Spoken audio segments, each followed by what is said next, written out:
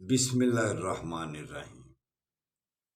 اٹھو مسلمانوں، اپنے مقدر جگا لو، نماز ادا کر کے اپنے اللہ کو منا لو۔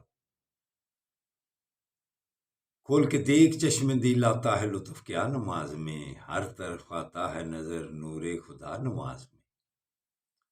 دوستو برخوردارو، اللہ کی رحمتیں حاصل کرنے کا وقت،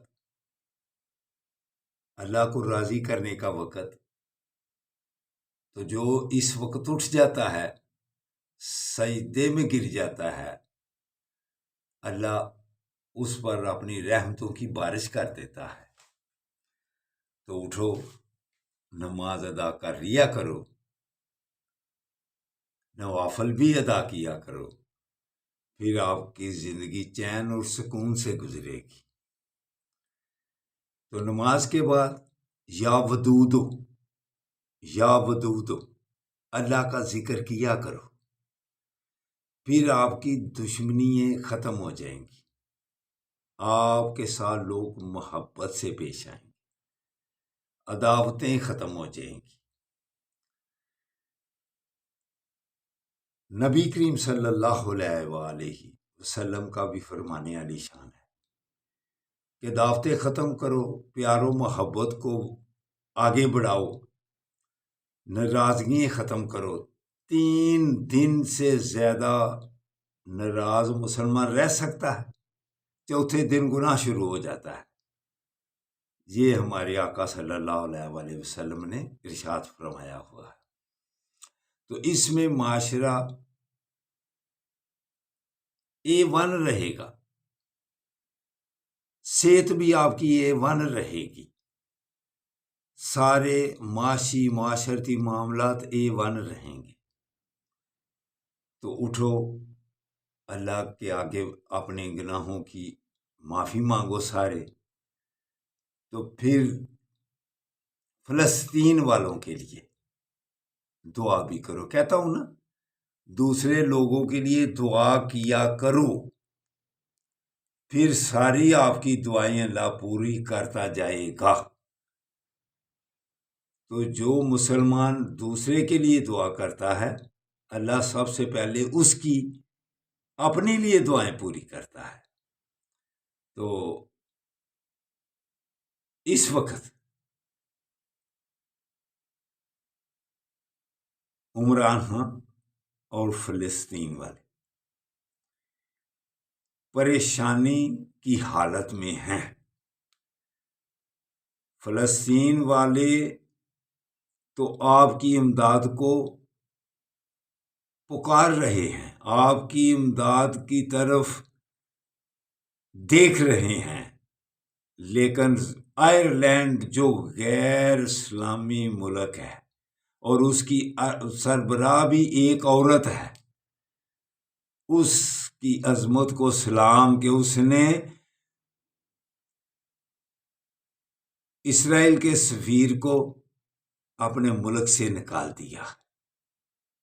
تو ہمارے مسلمانوں کے سربراہوں کی غیرت کہاں ہے؟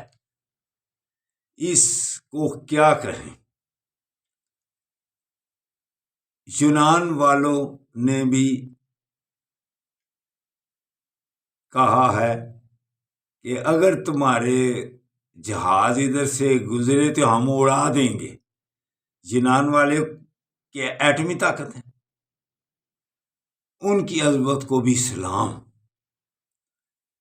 اور آئرلینڈ کی سربراہ عورت ہے، اس کی عظمت کو بھی سلام کہ انہوں نے کافر ہو کر مسلمانوں کا ساتھ دیا ہے۔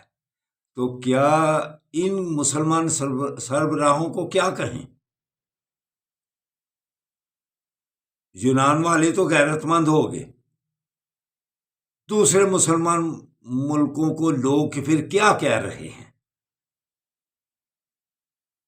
ایٹم، کیا ایٹم کو دیکھتے رہنا ہے؟ اللہ کا گھر قبلہ اول ان کے قبضے میں ہے، تو اس ایٹم کا کیا فائدہ؟ اس بہادری کا، اس ہماری پاکستان کی انٹیلیجنسی کا کیا فائدہ کہ جو پہلے ہی مظلوم ہے ان پر ظلم کرتے رہنا، یہ کوئی انسانیت ہے؟ تو فلسطین والوں کے لیے آواز تک سے پیچھے رہنا، یہ کوئی مسلمانیت ہے؟ آپ کو اللہ کے سامنے جب پیش ہونا ہے تو کیا جواب دیں گے آپ؟ لاشیں بچوں کی ملبے کے نیچے ہیں، ان کا کچھ کیجئے۔ آپ کو لوگ اس وقت کیا کہہ رہے ہیں؟ ان کو تو غیرت مند کہہ رہے ہیں، جن ملکوں نے تھوڑے سی زبان نکالی ہے، تھوڑا سا ان کے ساتھ ہمدردی کیا، ان کو کیا کہہ رہے ہیں؟